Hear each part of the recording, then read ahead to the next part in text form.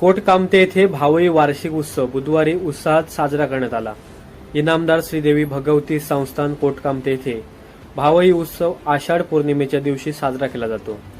मेसरी मानकरी आपल्या नाभीचे रक्त मंदिराच्या पायरीवर लावून गावाच्या रक्षणासाठी प्रार्थना करतात।